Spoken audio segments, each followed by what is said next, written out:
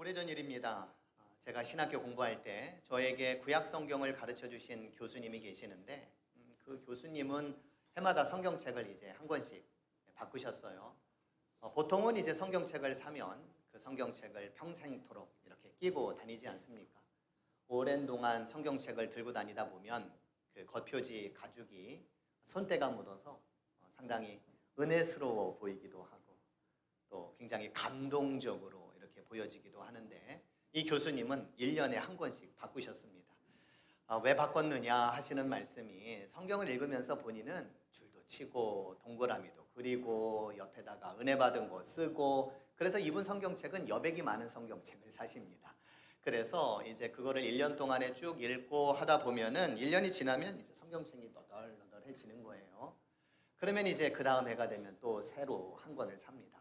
그때 읽었을 때는 또 어떤 마음으로 읽냐면 예전에 이제 눈에 들어오지 않았던 단어들 혹은 문장들, 사건들 이런 게 이제 본인 눈에 들어오는 거예요.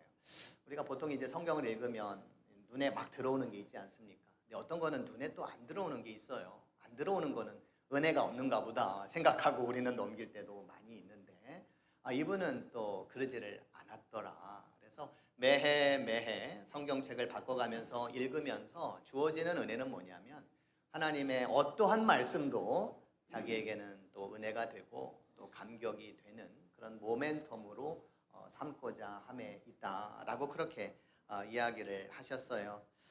무슨 성경책에 낙서까지 하냐 이런 생각이 들 수도 있는데 그분은 또 그렇게 함으로써 다양한 방식으로 말씀으로 오시는 하나님을 만나셨던 거지요. 교수님의 말씀이 일리가 있다. 저도 요즘 생각을 많이 해요. 하루에 3장씩 성경을 읽으면서 설교문을 또 쓰지 않습니까? 그러면 이제 제가 그 3개의 본문 중에 어떤 마음과 생각으로 설교문을 딱 이 본문을 정하실 것 같아요? 처음에는 이러죠. 내가 혹시 잘 알고 있는 본문이 어디에 있는가 찾아봅니다. 그러다가 혹시 내가 옛날에 설교한 적이 있나 이렇게 또 찾아보죠. 아무래도 익숙하면 또 익숙함에 또 이렇게 젖어 있다 보니까 그 말씀을 이렇게 전하기가 훨씬 더 쉽죠. 그러다가 도대체 이번에는 한 번도 안 들어본 것 같은 이 느낌은 뭐지 이런 싶을 때도 또 있습니다. 그럴 때는 이제 조금 긴장을 하게 됩니다. 오늘 밤까지 설교가 구성이 될 수 있을까 뭐 이런 고민들을 또 하죠. 하지만 어제 반가운 본문이 오늘도 반갑냐 또 그러지는 않습니다. 제가 예전에 썼던 수많은 설교 원고들을 지금 와서 동일한 본문을 하게 될 경우에 못합니다. 못해요. 그때는 어떻게 이 본문을 이 설교를 가지고 말씀을 전했을까 싶은 생각이 또 들기도 또 하거든요. 성경은 읽을 때마다 새로운 것 같습니다. 그리고 또 새로워져야 한다고 봅니다.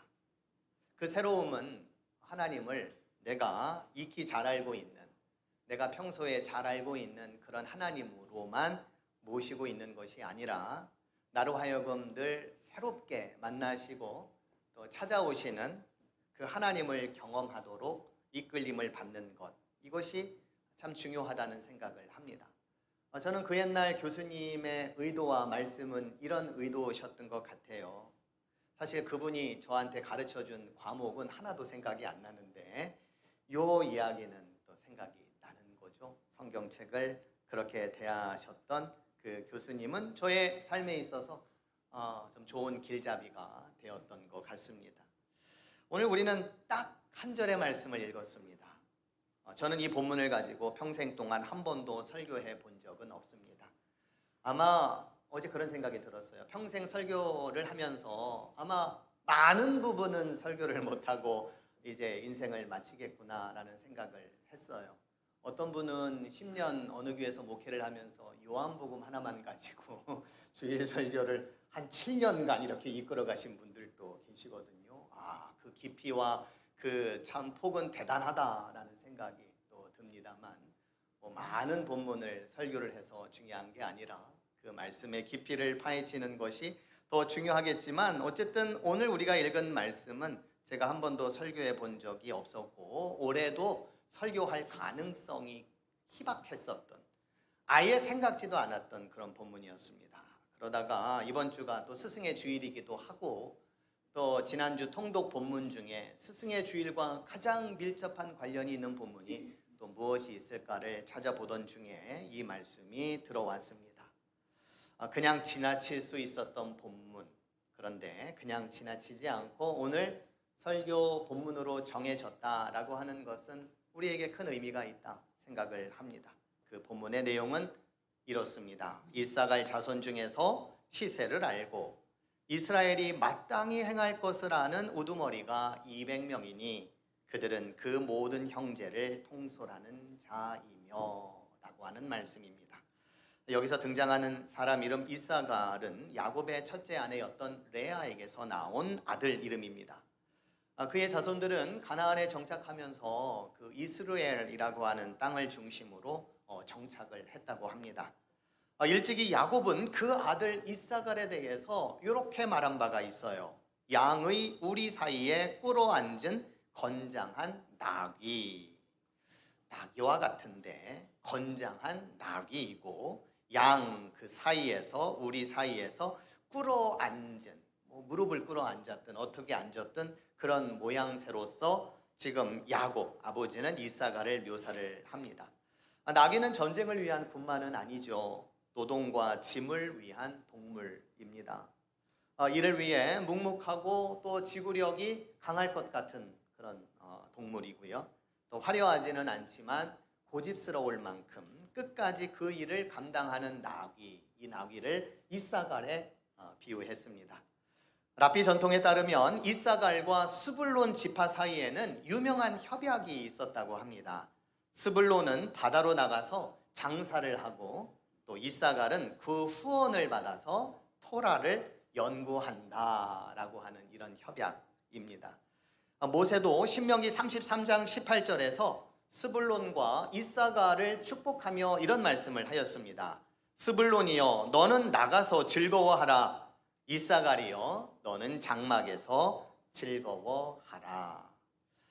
이스라엘에게 장막, 그것은 하나님을 만나는 장소입니다. 하나님의 임재를 경험하고 또 하나님의 말씀 앞에 서는 그런 장소이지요. 물론 이사갈이 성막 안에서 어떤 역할을 한 것은 아닙니다.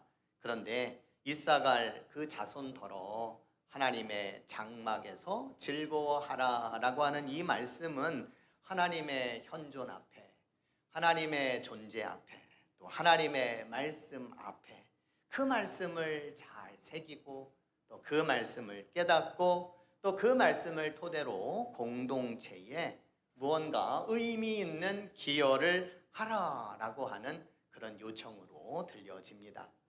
하나님의 사명이 각자가 다릅니다. 그리고 그 다름은 틀린 것이 아니라 공동체를 세워나가는 고유한 각각의 개성이자 또 특징이라고 본다면 이사갈 자손들의 사명은 말씀 앞에 서는 것, 하나님 앞에 서는 것, 그리고 거기에서 뜻을 잘 헤아려 공동체가 마땅히 행할 것을 알게 하는 것이었다. 이사갈 자손들이 공동체의 길을 안내해 준 사람이었다면 오늘 우리 교회 안에도 그 일을 감당하는 사람들이 여럿 있겠지만 저는 우리 교사 선생님들께서 이러한 사명을 감당하시는 분들이다 말씀드리고 싶습니다. 한국 교회가 그리고 특별히 교회 학교가 굉장한 위기 가운데에 도래했다. 익히 아는 내용입니다.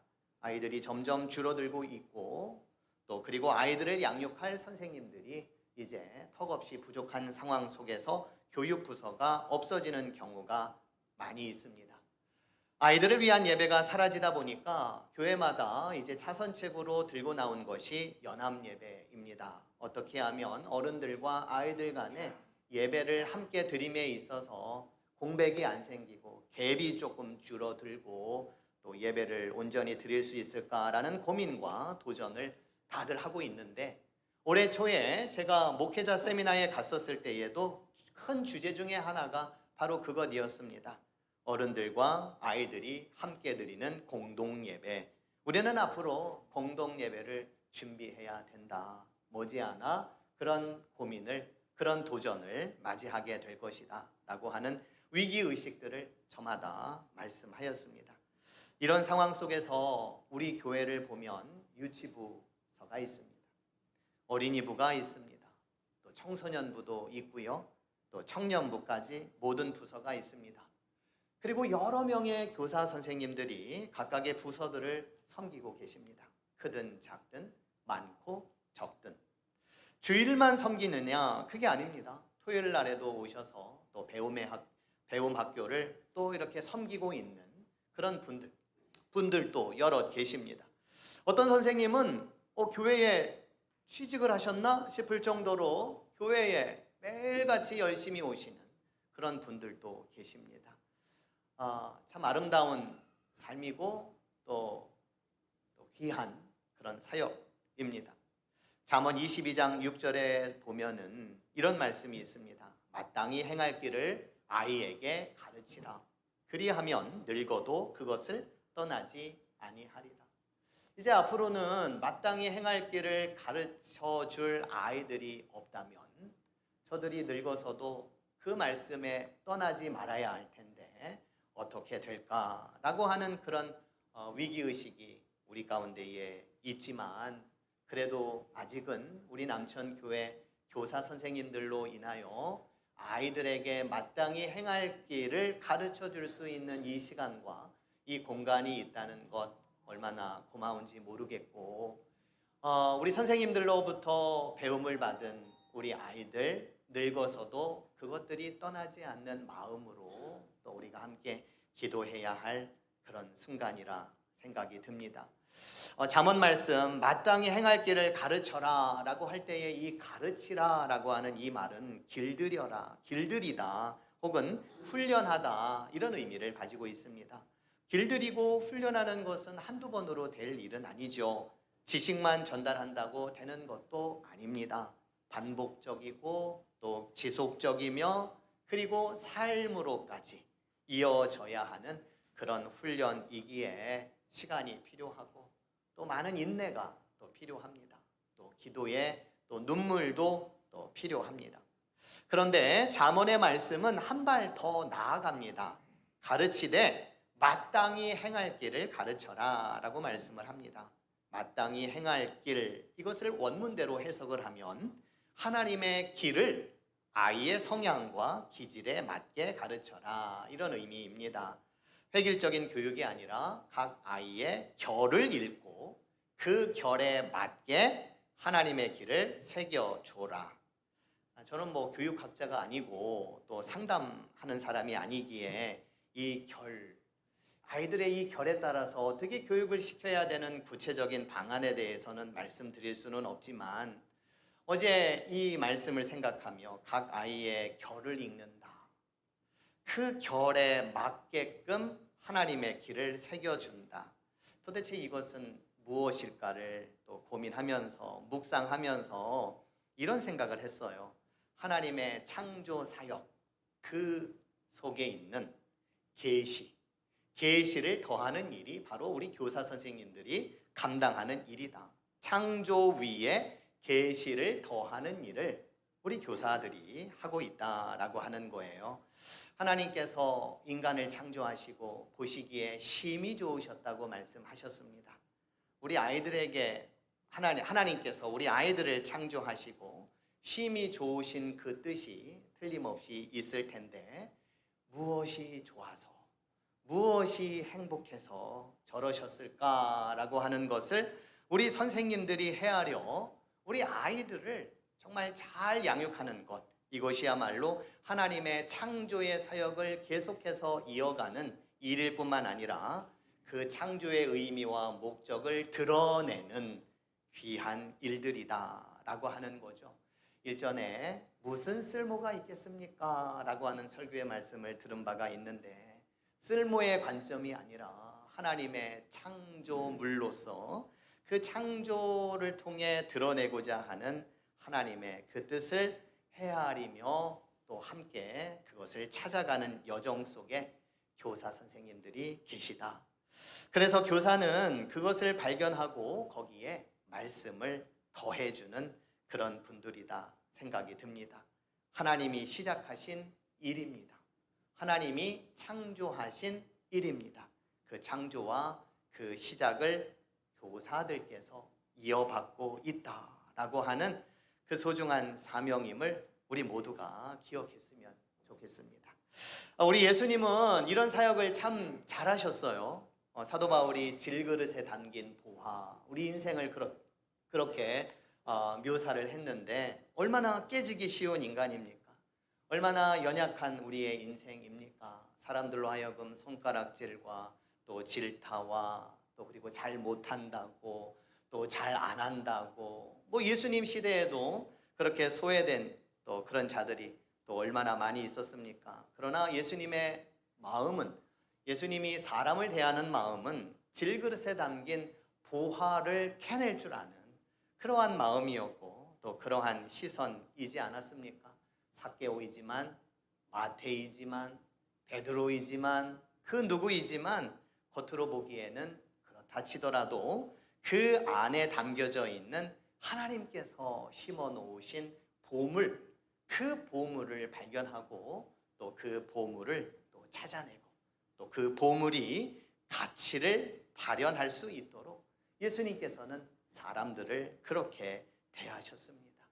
우리 교사 선생님들도 또 우리 교사 선생님들을 위해 기도하는 우리 온 교회도 또 이러한 관점에서 우리 아이들을 대했으면 좋겠습니다. 늙어서도 정말 기억할 그런 하나님, 또 그러한 교회, 또 그러한 선생님이 될 수 있도록 우리가 그들의 마음 속에 있는, 그들의 가슴 속에 있는 보물을 발견하도록 우리가 함께 기도하고 힘을 모을 수 있는 우리 남천교회가 되기를 간절히 축복드립니다. 오늘 본문은 이사갈 자손 중에 시세를 알고 이스라엘이 마땅히 행할 것을 아는 우두머리가 200명이다 라고 이렇게 말씀을 하고 있습니다. 여기서 시세를 알았다라고 하는 이 말은 시대에 대한 분별력을 알았다라고 하는 말입니다.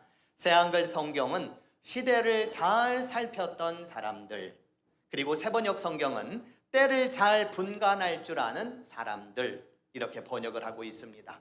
그런데 이사갈 자손 중에 시대를 잘 살폈던 사람들, 때를 잘 분별할 줄 아는 사람들이 200명의 지도자들이 있었다.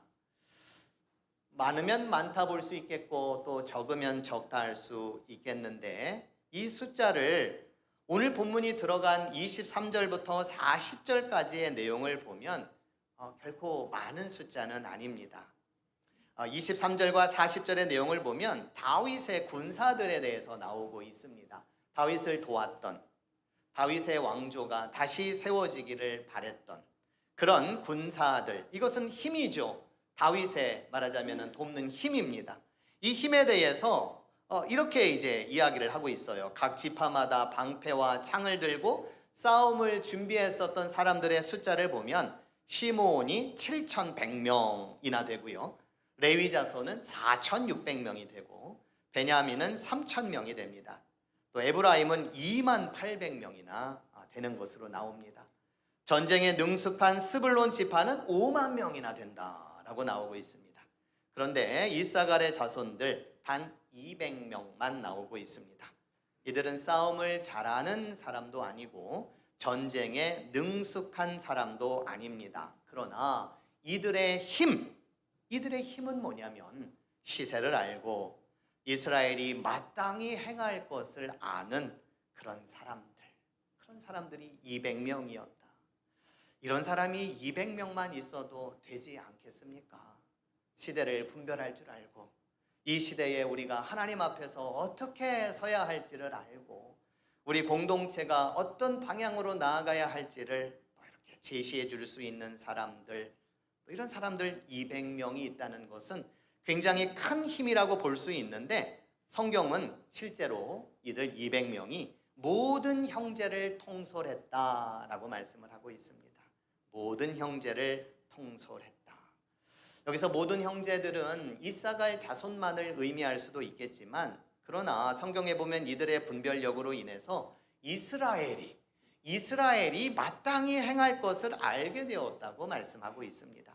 그런 걸로 보아 200명의 분별력은 단순히 이사갈에게만 해당되는 것이 아니라 모든 자손들, 이스라엘의 모든 자손들로 하여금 그들이 힘이 있든 그들이 어떤 능력이 있든 그들이 뭐 어떤 수단을 갖추든 뭘 갖추든지 간에 하나님의 뜻, 하나님의 마음, 그리고 하나님께서 원하시는 이 시대를 정말 잘 분별해서 우리가 함께 나가자라고 하는 그런 역할들을 이사갈이 했다라고 하는 겁니다. 자, 그런데요, 본문 38절에 보니까 우리가 읽지는 않았는데 이 분별력에 대해서 아주 의미심장한 그런 말씀이 나오는데 38절에 보면 이 모든 군사가 전열을 갖추고 다 성심으로 헤브론에 이르러 다윗을 온 이스라엘 왕으로 삼고자 하고 또 이스라엘의 남은 자도 다 한 마음으로 다윗을 왕으로 삼고자 하였다라고 말씀을 하고 있습니다. 지금 이스라엘의 분위기는 모두가 한 마음으로 가야 하는 분위기입니다. 다윗을 왕으로 삼고 어떻게 하면 우리 공동체가, 그리고 지금 이 역대상 말씀이 들려지고 있는 포로 귀환 이후에 황폐한 땅에 살고 있는 우리가 어떻게 다시금 하나님의 약속의 말씀을 붙잡고 나아갈 수 있을까라고 하는 이 중차대한 상황 속에서 한 마음으로 이끌어갈 수 있도록 이사갈을 사용하셨다라고 하는 겁니다. 이사갈이 시대를 살필 수 있었고 때를 분간할 수 있었기에 하나님께서는 그들을 사용하셔서 이스라엘로 하여금 한 마음을 품고 이제는 나아가도록 길을 열어 주셨다라고 하는 겁니다. 싸움을 잘해야 하지요. 또 전쟁에 능해야 합니다. 힘도 있어야 합니다. 그러나 시대를 분별할 줄 아는 사람들, 시대를 분별할 줄 아는 지혜, 그리고 시대를 또 깨울 수 있는 그런 역량들, 이런 것들이 우리에게도 필요합니다. 공동체가 한 마음을 얻으려면 누군가가 먼저는 하나님의 눈으로 시대를 읽을 수가 있어야 합니다. 지금이야말로 하나님의 눈으로 시대를 보아야 할 때가 아닌가. 교회 학교를 생각하고 또 다음 세대들을 생각하는 것은 이제 우리는 때가 되면은 이제 하나님의 품으로 돌아가겠지만 우리 역시도 또 이 교회를 통하여 또 받는 은혜가 또 있기도 하지만 그러나 하나님의 교회가 계속하여 우리 다음 때에도 그 다음 때에도 계속해서 어떻게 하면 하나님의 역사를 끊이지 않게 이어가게끔 할 수 있을까? 우리는 이 시대에 대한 분명한 의식을 가지고 또 경각심을 가지고 또 기도하는 마음으로 나아가야 할 것입니다. 우리 남천교회 역시도 마찬가지입니다. 이제 75주년을 올해 이제 보내게 되고 또 이제 앞으로 100주년이 이제 되겠지요. 그때 우리 교회는 어떤 모습일까 상상을 해 봅니다. 이곳에 있는 분들이 계실 수도 있고 또 계시지 않을 수도 있습니다. 그러나 어떠한 상황이든지 간에 여전히 우리 남천 교회는 우리 아이들로 인하여 또 우리 아이들을 향한 사역들이 계속해서 이어져 가고 있고 또 하나님의 말씀을 또 듣고 배우는 그러한 모습들이 또 여전히 남아 있고 저들의 또 인생도 또 그 말씀 안에 또 노인이 될 때까지 또 그 말씀 안에서 살아가는 그러한 아름다운 모습들이 우리 남천교회 가운데에 있어지기를 우리가 간절히 바라는데, 그런데 이런저런 바람, 이런저런 기대감 참 중요합니다. 우리가 인식하고 또 우리가 경각심을 갖는 거 중요합니다. 그런데 더 중요한 게 있습니다. 그것은 뭐냐면 이러한 위기의 시대에 우리 교사들이 여전히 우리 교회 안에 있다라고 하는 겁니다. 지금 이 자리에 우리 아이들을 위해서 우리 남천교회와 우리 하나님의 나라를 위해서 헌신되고 충성된 교사들이 여기 있다, 이곳에 있다, 우리 교회에 있다라고 하는 그 마음입니다. 우리 교사들은 어떻게 보면 최전방에서 교회의 위기를 맡고 있는 이들입니다. 그리고 교회의 미래를 새롭게 열어가고자 고군분투하고 계시는 그런 분들입니다. 우리도 이들과 동참하는 심정으로 이 시대를 우리가 잘 살필 줄 알고 또 하나님의 마음이 어디 가운데에 있는지를 또 우리가 좀 잘 깨달아서 또 이사갈의 200명의 이 지도자와 같이 우리가 어떻게 한 마음으로 갈 수 있을까라고 하는 그 고민에 있어서 우리 다음 세대들을 향한 마음을 더 써주시는 여러분들이 되기를 간절히 축복드립니다. 그저 아이만 맡기는 것으로 끝나는 것이 아니라 우리는 지금 어떤 사역을 하고 있냐면 하나님의 창조를 이어가는 사역을 하고 있다. 하나님의 창조 위에 계시를 더하는 일을 우리가 감당하고 있다. 하나님이 어린 심령들을 통해 청소년들을 통해 또 우리 젊은이들을 통해 밝히고자 하는 그 계시, 드러내고자 하는 그 계시, 그 계시가 우리 남천교회에 또 교육부로 있는 동안에 조금씩 발견하고 그리고 더욱더 밝혀지는 그러한 은혜가 우리 가운데에 있기를 간절히 축복드립니다. 이사갈 자손들은요, 장막에 앉았습니다. 그리고 하나님의 말씀 앞에 또 앉았습니다. 이것은 하나님의 현존과 또 하나님의 말씀 앞에 무릎을 꿇어라, 무릎을 꿇는 그런 신앙으로 또 살아라. 그래야만이 또 이 시대를 또 밝히 알 것이고 그래야만이 하나님의 그 계시를 좀 드러내 줄 것이 아니겠느냐라고 하는 그런 하나님의 마음이 그들에게 담겨져 있습니다. 자녀들 역시도 이런 사명이 또 있는 줄로 압니다. 아이들은 부모님의 뒷모습을 보고 자란다고 하는데 우리 부모님들이 말씀을 사모하고 또 하나님 앞에 무릎을 꿇고 또 문제가 있을 때마다 하나님 앞에 나아가고 이런 모습들이 우리 자녀들의 평생에 기억이 되고 잊혀지지 않는 그러한 삶과 또 신앙의 본이 될 줄로 믿습니다. 아울러 이사갈 자손들은요, 평화에서 생활을 했다고 했습니다. 이스라엘이라고 하는 비옥한 땅이죠. 그곳에서 농사일을 했습니다. 농사일을 하면서 그들 역시도 많은 깨달음을 받았을 거라 생각이 들어요. 계절의 변화를 또 보면서 자연의 이치를 보면서 그리고 하나님의 섭리를 또 깨달으면서 이런 속담을 저들은 몰랐겠지만 농작물은 농부의 발소리를 듣고 자란다라고 하는 그런 생각도 그들 역시도 가졌을지도 또 모릅니다. 관심과 또 사랑과 또 애정, 이것이야말로 또 우리 교사 선생님들이 감당해야 될 몫이고 또 저와 여러분들이 감당해야 될 또 몫이라 또 생각이 듭니다.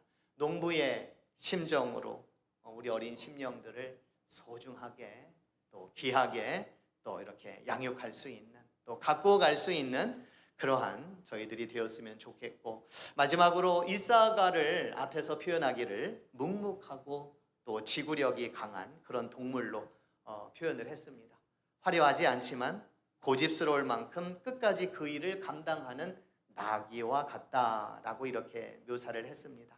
비록 전장을 달리는 군마는 아니지만 묵묵하게 자기 짐을 끝까지 짊어지는 나귀의 모습, 이것이 바로 교사들의 모습입니다. 화려하지 않아도 조용히 언제나 그 자리에 오래 머문 그러한 사람들, 우리 교사 선생님들입니다. 이들의 수고에 비해 변화는 빠르지 않을지 모릅니다. 힘겨운 싸움이 될 것입니다. 그러나 우리 자녀들 바라기는 늙어서도 잊지 않을 교회가 되기를 바라고 또 우리 교사 선생님들이 되기를 바랍니다. 어릴 적 남천 성결교회 선생님을 통해 받은 사랑과 또 은혜로운 말씀과 그리고 참된 신앙의 삶이 있었기에 오늘의 제가 있습니다 라고 하는 고백을 또한 우리가 들을 수 있었으면 참 좋겠습니다. 25년 전 매년 성경책을 사시면서 하나님의 말씀, 그 어떤 말씀도 정말 나의 눈에, 나의 귀에서 또 사라지지 않고 나의 말씀으로 들려지고자 매 해마다 하나님의 말씀을 읽고 또 읽고 줄을 긋고 읽고 또 했었던 그 교수님의 그 삶의 태도가 저에게 선명하게 기억이 되었던 것처럼, 그리고 이사갈의 200명의 이 지도자들, 내가 곧 길이다 라고 이야기는 하지는 않았지만 그저 묵묵하게 또 하나님의 말씀 앞에서, 그리고 그 말씀에 입각하여 시대를 살피고 때를 살핌으로써 이스라엘이 가야 할 길을 제시했던 이사갈의 사람들, 이것이 바로 저와 여러분들이 가져야 할 마음인 줄로 믿습니다. 이제 우리 남천교회가 한 마음으로 나아가는 데 있어서 여러 가지 일들을 통해 한 마음을 묶어갈 수는 있겠지만, 우리 다음 세대들을 생각하며 다음 세대들을 정말 성심껏 섬겨주고 계시는 우리 교사 선생님들을 생각하며, 그리고 오늘 우리에게 주신 이 말씀을 생각하며 우리의 마음과 중심을 하나로 더 모아갈 수 있는 우리 남천교회가 되기를 간절히 축복드립니다. 언젠가 지금의 자녀들이 성장하여 교사들을 기억하며 이렇게 말할 수 있기를 기대해 봅니다. 이 모든 것은 선생님 덕분에 시작되었습니다. 그때 우리 선생님들은 이렇게 대답할 수 있었으면 좋겠습니다. 이 모든 것은 하나님 덕분에 시작되었단다. 기도하시겠습니다.